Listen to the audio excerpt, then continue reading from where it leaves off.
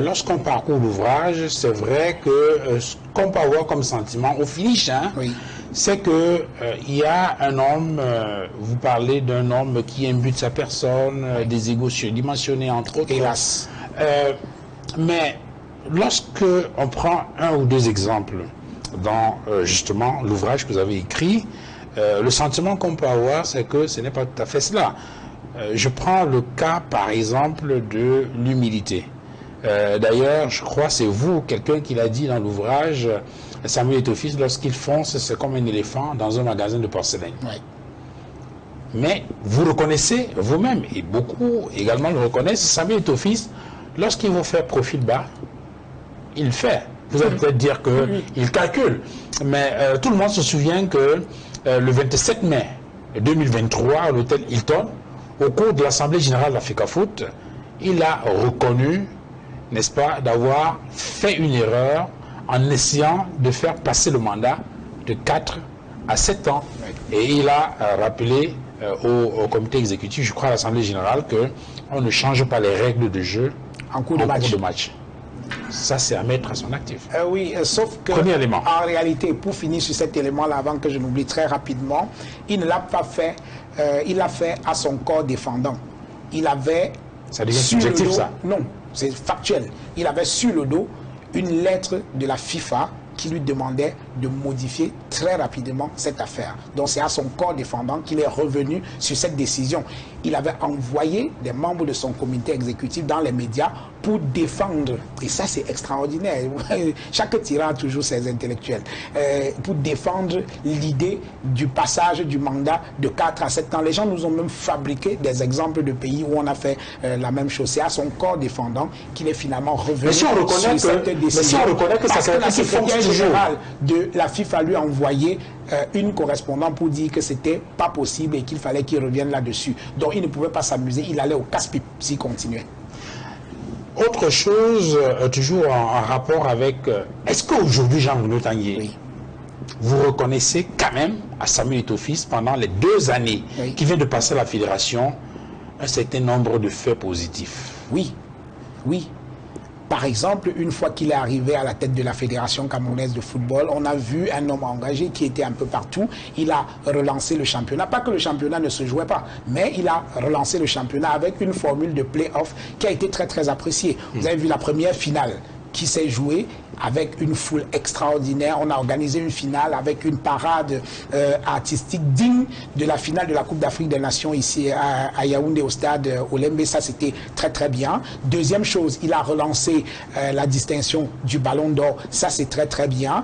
Il y a également eu de sa part une volonté de pouvoir mettre les joueurs dans une certaine aisance financière, parce que l'une des choses qui tue le football camerounais aujourd'hui, c'est la question des finances. Mais sur la question des finances, par exemple, il lui a souvent manqué de tact, parce qu'en réalité, vous ne pouvez pas diriger les clubs à la place des présidents de clubs. Donc, c'est ça. Voilà. Il y a quand même quelques éléments positifs. En ce qui concerne les Lions indomptables, la question des primes, la question du désordre, où les Lions arrivent dans des compétitions, ne sont pas logés dans des hôtels corrects, où il y a des problèmes, ainsi de suite. Il a réglé également cette histoire où aujourd'hui on n'a plus des éclats de voix sur la question des primes. Les joueurs sont logés dans de bonnes conditions, ils voyagent en temps et en heure, sont logés dans de bonnes conditions comme les autres équipes nationales. Les matchs amicaux sont également programmés de longue date. On a eu pas mal de matchs amicaux avant d'aller à la Coupe du Monde, et il a également nationalisé pardon, le banc de touche des Lions indomptables partiellement, parce que l'adjoint est encore un expatrié, mais c'est une évolution de nommer un Camerounais à la tête de l'équipe nationale de football du Cameroun, en l'occurrence Rigobert Song. Il n'y a que quelqu'un qui a l'audace comme Samuel Eto'o qui pouvait oser pareille chose, et je suis curieux de savoir qui va encore mettre un expatrié sur le banc de touche des Lions indomptables. Moi je préfère qu'on perde avec un Camerounais comme sélectionneur plutôt qu'à perdre avec des expatriés. Parce que de toutes les façons, il y a de nombreux pays africains. Vous avez vu la CAN qui s'est jouée au Cameroun. La plupart des sélections africaines étaient dirigées par des Africains. Donc il est temps qu'on mette fin à ça, et j'applaudis des deux mains le fait que Samuel Eto'o ait mis un Camerounais, en l'occurrence Rigobert Song, à ce poste-là. Maintenant, pour les résultats, moi je pense que les gens sont très durs envers Rigaud. Jusqu'à présent, le gars, il a réalisé les objectifs. Hein. Quand il allait à la Coupe du Monde, lui, il n'a pas fanfaronné qu'il allait à la Coupe du Monde remporter le trophée. Il a dit, moi, je m'en vais apprendre. Et il a tellement bien appris qu'il est revenu avec 4 points. C'est le président qui avait un problème parce que lui, il avait promis le trophée. Mais Rigaud est resté très modeste. Il partait faire une bonne compétition. Il partait apprendre. Donc, il a réalisé. Il nous a qualifiés pour la Coupe du Monde. Il va à la Coupe du Monde, il fait mieux. La dernière fois où on avait eu un tel score, c'était un tel bilan à la Coupe du Monde, c'était en 2002, Corée-Japon. Il nous qualifie sur le fil pour la Coupe d'Afrique des Nations. Donc jusqu'à présent, je pense qu'on est très critique envers Rigaud. Et que c'est le coach qui faudra accompagner l'équipe nationale en Côte d'Ivoire. Donc son résultat n'est pas aussi nul que les gens veulent le faire croire. Moi, je suis plutôt pour que, effectivement, pourtant beaucoup parlent d'un coach qui est sur la méthode par tâtonnement. Oui, moi je vois plein de gens critiquer, mais quel coach a été applaudi dans ce pays? Ça a toujours été ça, hein? C'est-à-dire que l'espérance de vie des coachs sur le banc de touche des Lions indomptables est mince comme ça. Donc voilà, on coupe systématiquement la tête aux sélectionneurs. Non, moi je regarde ce qu'il a fait de positif et je pense qu'on peut continuer avec lui. Et après, s'il n'atteint pas un certain nombre de résultats, on va le virer. Mais j'espère que le jour où on va le virer, on remettra un autre Camerounais parce qu'il n'est plus possible qu'on continue avec des expatriés. Sinon, on ne va jamais pouvoir former nos sélectionneurs. Il faut qu'on confie. Et là, je salue Samuel Eto'o d'avoir eu l'audace de mettre un Camerounais et en l'occurrence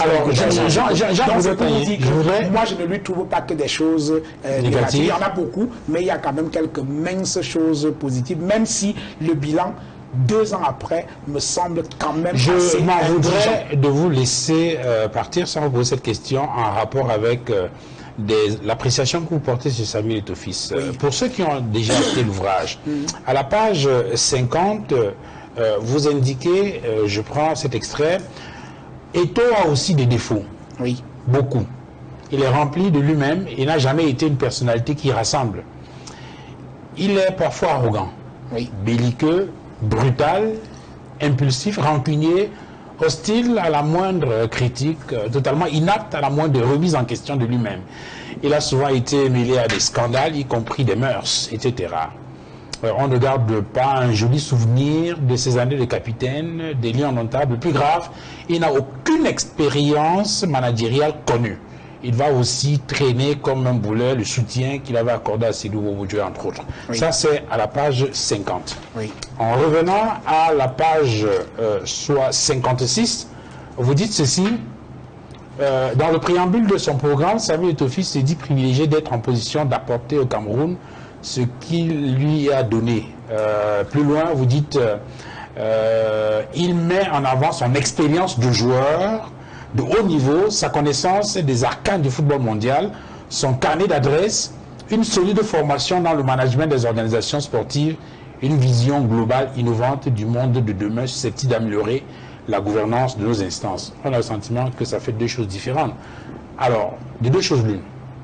Soit en tant que directeur de campagne, vous n'avez pas exactement dit la vérité sur Samuel Eto'o fils, soit il y a peut-être des coquilles qui sont glissées dans votre ouvrage. Non, il faut très bien comprendre ce chapitre-là. C'est le chapitre dans lequel je présente les différentes forces en présence lors de la présidentielle à la FECAFOOT. Bien sûr, dans la campagne électorale. Voilà. Et donc, pour chaque candidat, réel ou potentiel, parce que je fais également le portrait de Jérémy Ndita, qu'on avait cru de pouvoir être candidat. Je fais également le portrait de, comment il s'appelle, le fils de Kadji, Gilbert Kadji, qu'on annonçait aussi comme candidat, finalement il n'a pas été. Je fais également le portrait de Joseph Antoine Bell, et pour chacun, je présente les forces et je présente... Oui, mais est-ce que finalement il y a une expérience managériale ou pas? C'est ça qui est écrit dans son programme. Qui a écrit le programme? Vous êtes directeur de campagne? Non, il n'a aucune expérience managériale. Et il a, par contre... Mais vous l'avez quand même dit pendant la campagne? Non, pas une expérience managériale, une formation. Une formation, ce n'est pas une expérience. Parce qu'une expérience, c'est concret. C'est-à-dire il a dirigé telle chose et tout. Or, je mentirais si je dirais que Samuel Eto'o a déjà dirigé quelque chose. De toutes les façons, ce n'est pas connu. Mais sur le papier, il avait fait, vous vous souvenez, qu'on nous a dit qu'il a fait une formation à Harvard et tout ça. Bon, moi je crois sur pièce et tout. Donc voilà, je présentais chaque candidat avec ses forces et également ses faiblesses. Et les forces de Samuel Eto'o, c'était ça, son aura. Son passé de footballeur qui fait aujourd'hui que les gens ont le poil hérissé dès qu'on émet la moindre critique sur Samuel Eto'o parce qu'il voit toujours le footballeur, il voit toujours la légende des stades de Dieu vivant du football qu'il a été et il pense que c'est exactement la même chose à la tête de la fédération, sauf qu'il se trompe. Vous voyez, la fédération camerounaise de football, là on est en plein cœur du management. Hier Mohamed avait déjà joué au football où? Nulle part. Tombi Aroko avait joué au football où?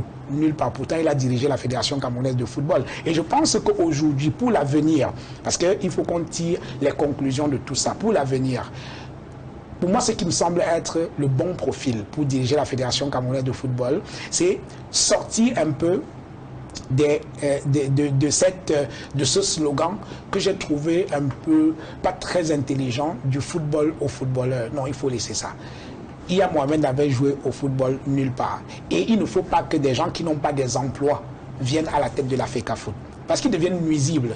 Ia Mohamed a réussi à la tête de la FECAFOOT. Pourquoi? Parce que c'était un manager. Il était à Garoua, il dirigeait la Sodé Coton et il avait un directeur de cabinet qui s'appelait Abdourahmane, qui est voilà, c'est l'une des plus grandes expertises en matière de football qu'on peut avoir dans ce pays. Il avait également, à un moment donné, un bon secrétaire général, Tombi Aroko, et il était bon secrétaire général, pourquoi? Parce qu'il le laissait travailler. Il n'était pas tout le temps dans ses bottes, il n'était pas tout le temps dans ses pattes, il avait des choses à faire. Il venait à Yaoundé uniquement pour signer des dossiers, ainsi de suite. Et l'autre chose également qui manque cruellement au football camerounais aujourd'hui, c'est des acteurs du football d'un certain niveau, avec un certain charisme. Quand Ia Mohamed venait à un comité exécutif de la FECAFOOT, voyez-vous, il était obligé de se lever tôt. Parce que dans son comité exécutif, il y avait des lions. Il y avait des gens qui avaient du caractère, il y avait des gens qui avaient de la personnalité. Il ne venait pas se balader au comité exécutif où il y avait des gens qui lui faisaient amen et tout. Vous aviez des gens comme les gens de René Atanganambala, les Essomba Iyenga, vous avez... attends, il y avait des gens qui avaient des capacités, qui étaient capables de le mettre en difficulté. On avait également des présidents de clubs qui avaient de la personnalité. Or, aujourd'hui, mais les présidents de clubs, c'est tous des peureux. Quand moi j'écrivais ce livre, j'en ai rencontré certains qui sont très prompts à signer des communiqués pour dire qu'ils ne vont pas participer au championnat, qui dénoncent les malversations financières, qui dénoncent l'opacité, qui dénoncent la corruption dans les matchs, le trucage des matchs et tout ça. Et vous connaissez la fameuse histoire des audios et tout. Absolument. Mais qui annoncent qu'ils ne vont pas prendre le championnat. Et après, sans qu'on ne sache comment, ils partent tranquillement reprendre le championnat. Aucun n'accepte de parler avec son vrai nom. C'est-à-dire, mais c'est de quoi... Il y en a un qui est resté clair sur ses positions jusqu'ici, Abdourahmane Aradou, avec son club, l'Étoile filante de Gare. Absolument, mais ils sont combien et tout ça. Donc, c'est pour ça que Samuel Eto'o peut faire ce qu'il fait aujourd'hui. Parce qu'effectivement, il n'a pas des grands présidents de clubs qui sont capables de mettre une véritable pression. Mais si vous essayez, vous mettez dehors, vous l'avez reconnu dans le livre. Oui, mais le problème, c'est que si ils essayent de manière individuelle, ça ne peut pas marcher. Vous regardez également dans son comité exécutif, il y a qui là-dedans, peut-être 2 personnes, pas plus, et tout ça. Donc, il est en roue libre. Et quand vous êtes dans cette même façon de faire, vous ne pouvez malheureusement que mal faire. L'autre chose également, c'est, je vais dire les choses comme elles sont, l'irresponsabilité de l'État du Cameroun. Dans un pays normal, on ne laisse pas prospérer ce qu'on est en train de voir à la tête de la Fédération camerounaise de football. On fait quoi? On s'immisce? Oui. On prend avec le risque d'avoir la FIFA sur le dos. La FIFA ne fait ce genre de choses que pour les États africains. Et ça traduit le mépris que les gens de la FIFA ont pour les Africains. En France, quand la nouvelle ministre des Sports est arrivée, elle avait un objectif, dégager Noël Le Graët. Noël Le Graët qui a fait les beaux jours du football camerounais, son bilan, il est exceptionnel, du football français. Son bilan, il est exceptionnel. Mais quand la dame est arrivée, elle a dit non, il y a un certain nombre de problèmes de mœurs dans lesquels ce monsieur, il est impliqué. Et autre chose, il a même déjà trop mis long là-dedans. Oui, notamment au lendemain de la Coupe du Monde en Afrique du Sud. Absolument. Et l'autre chose, c'est qu'il a même déjà mis trop de temps à la tête du football français. Il a un peu plus de 80 ans et tout. Il y a quand même d'autres Français qui peuvent diriger ce foot. Monsieur, vous allez dégager. Elle s'est mis ça comme objectif et finalement, il a été contraint à la démission. Vous avez vu en Espagne, le président de la Fédération espagnole de football, il y avait déjà pas mal de rumeurs qui circulaient à son sujet, au sujet des questions de mœurs. Et l'Espagne remporte la Coupe du monde de football féminin, je crois, ou bien la Coupe d'Europe, quelque chose comme ça, une grande compétition en tout cas. Pardonnez-moi pour cette approximation. Et dans l'euphorie d'une victoire, il fait un bisou, un simple bisou à une femme, et on a failli le tuer pour ça. La FIFA a pris mesure conservatoire, l'a suspendu pour 3 ans, et le gouvernement espagnol a dit ce monsieur ne sera plus président. À aucun moment, je n'ai entendu la FIFA dire c'est une immixtion du politique dans les affaires du football. Donc pour vous dire que ce qu'on voit à la tête de la Fédération camerounaise de football ne peut prospérer que dans les républiques comme les nôtres où les questions d'éthique ne comptent même plus. Quand vous avez un État qui laisse faire les questions de gouvernance, quelqu'un dirige une institution comme celle-là, un patrimoine commun, il ne rend pas compte. On est revenu de la Coupe du Monde. Samuel Eto'o et la FECAFOOT n'ont jamais rendu compte de ce qui s'est passé à la FECAFOOT. Le Cameroun a eu, pour sa participation à la Coupe du Monde, d'abord on a donné 1,5 million de dollars américains pour leur permettre de se préparer.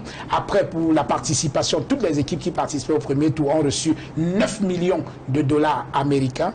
Qu'est-ce que le Cameroun a fait de cet argent-là? Il n'a jamais rendu compte, alors qu'il avait parlé de transparence, d'accountability, une fois qu'il serait à la tête de la Fédération camerounaise de football. Au lieu de quoi, on a l'impression que le gouvernement l'accompagne plutôt dans ce genre de mismanagement qu'on observe à la tête de la Fédération camerounaise de football, alors qu'il devrait pouvoir frapper du poing sur la table.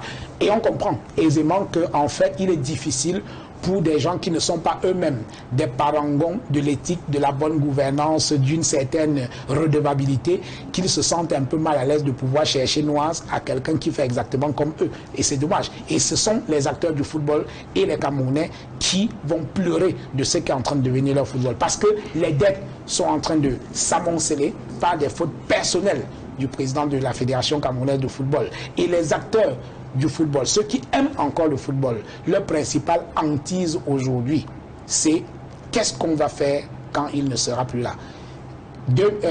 Pratiquement 1,5 milliard ou plus qu'on doit payer à Concessao pour son rupture abusive de contrat. Il y a également l'affaire avec Coq Sportif. J'en parle dans le livre, une véritable enquête qui a été menée à ce sujet-là. On va payer plusieurs milliards également. Il doit un peu plus de 2 milliards à l'État du Cameroun depuis la Coupe du Monde. Vous connaissez quelqu'un au Cameroun qui doit 2 milliards à l'État du Cameroun et qui se balade comme ça accompagné par le gouvernement? Non, il faut qu'on arrête, que l'État du Cameroun prenne ses responsabilités et qu'on essaye de revenir à une certaine orthodoxie dans la gestion du football camerounais, parce que c'est un patrimoine commun. Au lieu de quoi, lorsque des gens qui ont encore de l'amour pour ce football osent s'exprimer, vous avez vu toute la déferlante abjecte qu'il y a contre Joseph-Antoine Bell simplement parce qu'il a osé émettre une opinion, mais au point même de douter du parcours de footballeur de Joseph-Antoine Bell. Je pense que on est dans quelque chose qui relève de la plus folie. Mais l'une des choses qu'on aura retenues, du moins pour ceux qui sont autour de Samuel Eto'o fils et qui l'aiment bien comme footballeur d'abord et en tant que président, c'est qu'il y a un certain nombre de choses qu'il réussit et vous avez cité fort opportunément, par exemple, l'organisation des cérémonies de Ballon d'Or. Oui, alors la dernière cérémonie du Ballon d'Or, si vous voulez mon avis là-dessus, ce fut une très belle cérémonie. Il y avait beaucoup de traces, paillettes, des invités pleins et tout. Donc c'était une très très belle cérémonie. Et je le dis d'ailleurs dans le livre, il a eu la bonne idée de ramener cette cérémonie-là. Ouais. Sauf que malheureusement, là encore, on est rattrapé par le moi, l'hypertrophie du moi chez Samuel Eto'o. Moi j'ai assisté à une cérémonie, lorsqu'il a pris la parole, j'ai eu beaucoup de la peine. Parce qu'on a assisté à des contorsions à plat ventriste quand même extraordinaires. Et c'était d'une vulgarité qui, moi, m'a gêné. Papa, maman, petit frère, grand frère et tout. Quand on fait les choses de la République. Oui, mais cette obséquiosité-là, il n'est pas le premier. Oui, mais sauf qu'on ne doit pas applaudir pour ça. On doit le dénoncer. Parce que c'est une cérémonie qui est retransmise à la télévision et regardée dans le monde entier, où on voit la légende de Samuel Eto'o, président de la Fédération camerounaise de football, dans une cérémonie officielle, appelé le président de la République, papa, maman et tout ça là. Non mais attendez, on est où là? il faut qu'on apprenne à être sérieux lorsqu'on est dans ce genre de... Moi, ça m'a mis mal à l'aise et je suis sûr que la première dame n'en demandait pas tant. L'autre chose également, c'est cette personnification d'un événement comme celui-là. C'était le Ballon d'Or camerounais où on devait valoriser les acteurs du football. Ouais. Mais qui est-ce qu'on a valorisé? Samuel Eto'o. Quand j'ai vu ce qu'il a mis comme image sur son compte Twitter ou alors sur sa page Facebook, sur une dizaine de photos, il était avec la première dame. Il racolait les relations avec la première dame. Il racolait Nganou et tout et tout. Celui même qui a remporté le Ballon d'Or, je ne l'ai vu sur aucune photo, ou alors elle est passée peut-être... mais adressez-vous à ceux qui gèrent son image et de plateforme. Mais il est bien content quand il voit ça. La preuve, vous avez appris qu'on a sanctionné quelqu'un pour cela. Non. Donc je pense que Samuel Eto'o est très attaché à son histoire personnelle, qui est très belle, hein, parce qu'il a une histoire qui est quasi hollywoodienne. Un gars né à Mbokada qui a grandi à New Bell et tout ça, mais on sait déjà ça.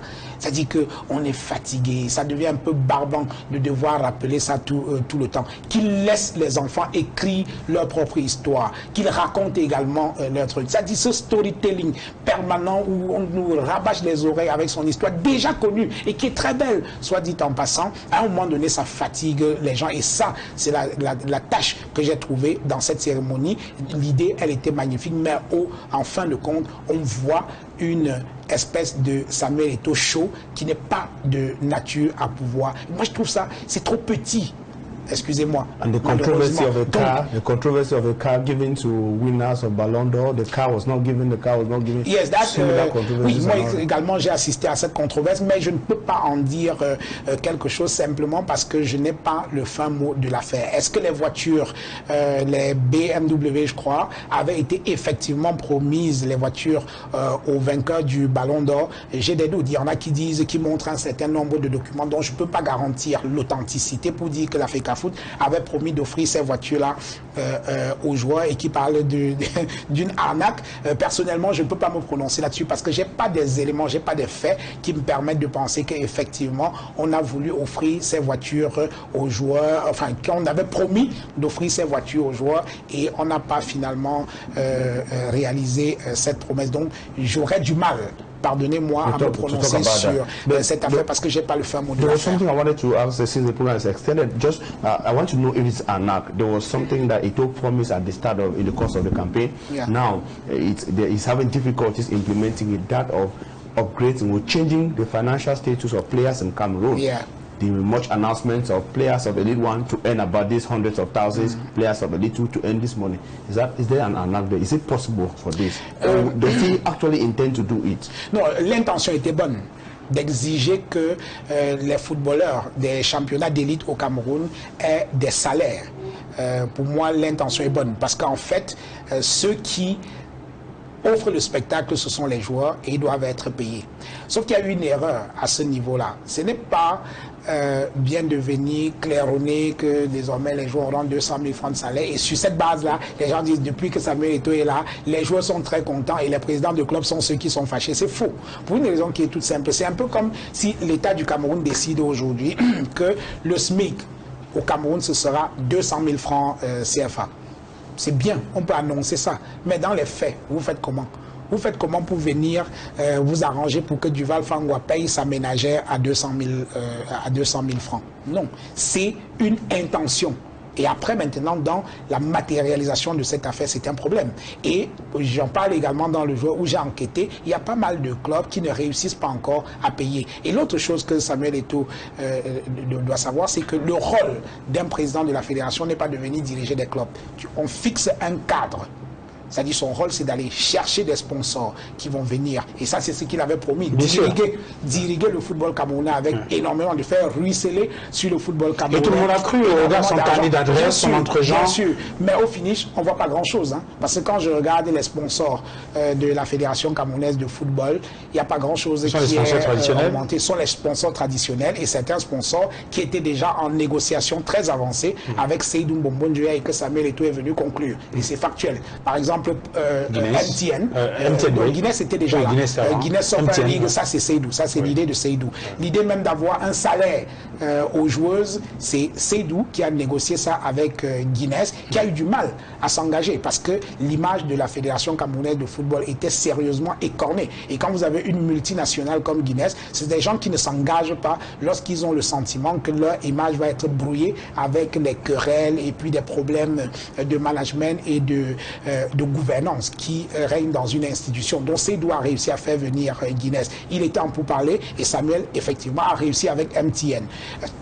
Il y a également OneXBet qui était déjà en négociation avec la FECAFOOT sous Seydou et Samuel Eto'o a pu mener les négociations jusqu'à son terme. Il a amené également un autre sponsor qui cette fois-là est camerounais, c'est Tiof. Là, c'est également un nouveau sponsor. Mais en fait, de révolution dans les sponsors, dans le sponsoring, dans les fonds, on ne voit pas vraiment cette révolution qui avait été annoncée 2 ans plus tard. Et en termes, l'autre source de financement, c'est les entrées dans les stades. Et là également, je parle sur la foi des témoignages d'un certain nombre de présidents de clubs qui se plaignent de ne pas voir les retombées de ce grand public que l'on annonce être revenu dans les stades.